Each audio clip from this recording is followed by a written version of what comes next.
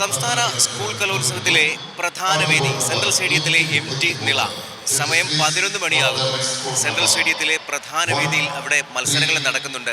പക്ഷേ ഇവിടെ നമുക്ക് ചുറ്റും കാണുന്നത് മിക്കതും ഒഴിഞ്ഞ കസേരകളാണ്. ഒരൊറ്റ സംശയം, തിരുവനന്തപുരത്തെ ഈ സംസ്ഥാന കലോത്സവത്തെ കാണികൾ ഉപേക്ഷിച്ചോ എന്നതാണ്.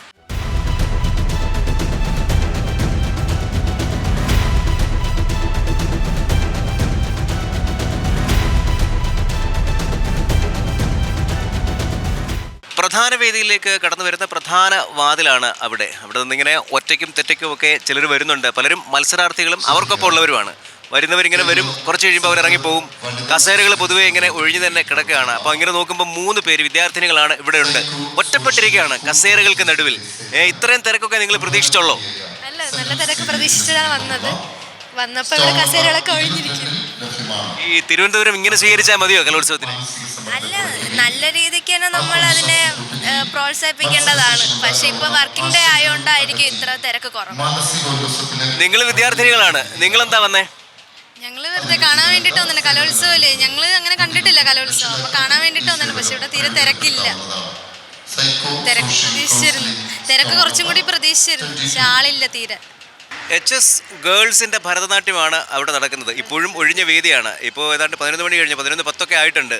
ഇങ്ങനെ തിരക്കില്ല എന്നുള്ള പരാതി ഇങ്ങനെ പറഞ്ഞപ്പോൾ അധ്യാപകരെയാണ് കണ്ടത്. അതിൽ റിട്ടയർ ആയിട്ടുള്ള അധ്യാപകരുണ്ട്, ഇപ്പോൾ ഉള്ള അധ്യാപകരുണ്ട്. പലപ്പോഴും ഈ സംസ്ഥാന കലോത്സവങ്ങൾക്കടക്കം ഉപജില്ലാ കലോത്സവം, ജില്ലാ കലോത്സവം, ഇതിനൊക്കെ കുട്ടികളുമായിട്ട് പോയിട്ടുള്ള ആൾക്കാരാണ് നിങ്ങൾ.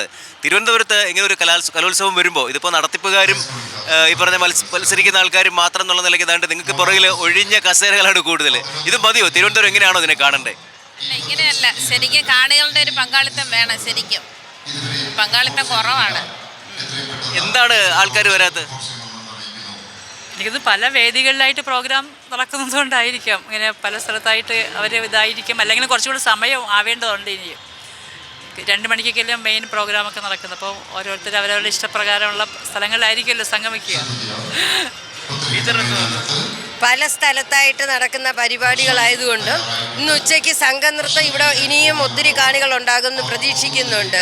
അപ്പോൾ ഇത്രയും പല സ്ഥലത്ത് ഇങ്ങനെ ഡൈവേർഷൻ ഇങ്ങനെ സ്കാറ്റർ ചെയ്ത് പോയത് കൊണ്ടാണ്, അതുകൊണ്ടാണ് ഇവിടെ കുറഞ്ഞു പോയത്. പക്ഷേ ഫുഡിന് ശേഷം ഇവിടെ നല്ല തിരക്കുണ്ടാകും എന്ന് എനിക്ക് പ്രതീക്ഷയുണ്ട്.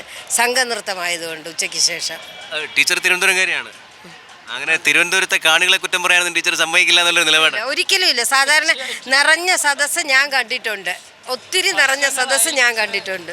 പക്ഷേ ഈ പറഞ്ഞതുപോലെ നമ്മൾ ഈ സംസ്ഥാന സ്കൂൾ കലോത്സവങ്ങളൊക്കെ മറ്റ് മേഖലകളിലേക്ക് പോകുമ്പോൾ, മലബാർ പോലെയുള്ള മേഖലകളിലേക്ക് പോകുമ്പോൾ രാവിലെ തൊട്ട് വൈകുന്നേരം വരെ അതിൻ്റെ പ്രധാന വേദികൾ ഉണ്ടാകാൻ ഏറ്റെടുക്കുന്നുണ്ട്. ഒരു ഉത്സവമായിട്ട് ഏറ്റെടുത്തിട്ട് എല്ലാവരും അങ്ങ് പോകുന്നുണ്ട്. അത്രയൊരു പങ്കാളിത്തം ഇല്ലെന്നേ പറഞ്ഞുള്ളൂ. കുറ്റം പറഞ്ഞല്ല, ഞാനും തിരുവനന്തപുരം തന്നെയാണ്. പക്ഷേ ഇത് പോരാ.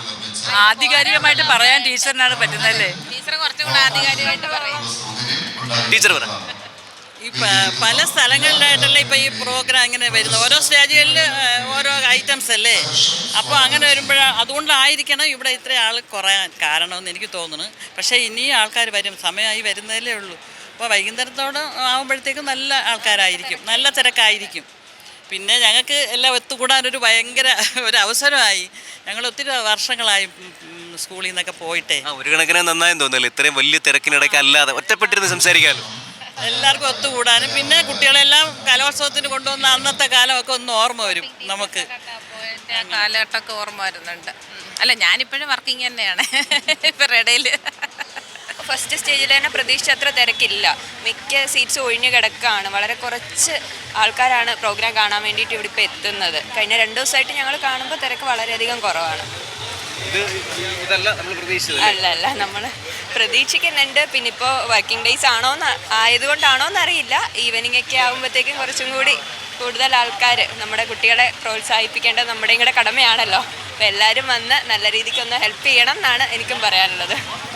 തലസ്ഥാന ജില്ലയിലാണ് സംസ്ഥാന സ്കൂൾ കലോത്സവം നടക്കുന്നത്. കാണികളുടെ പ്രാതിനിധ്യത്തെപ്പറ്റി ചർച്ച ചെയ്യുമ്പോൾ മലബാർ മേഖലയുമായാണ് താരതമ്യം വരിക. കാരണങ്ങൾ പലതുണ്ടാകാം. എങ്കിലും ഒരല്പം കൂടി ഗൗരവത്തോടെ സംസ്ഥാന സ്കൂൾ കലോത്സവത്തെ തിരുവനന്തപുരത്തുകാർ കാണേണ്ടിയിരിക്കുന്നു എന്ന പൊതു അഭിപ്രായമാണ് ഉള്ളത്. വി പത്മകുമാറിനൊപ്പം R Binoy Krishnan, Zee Malayalam news.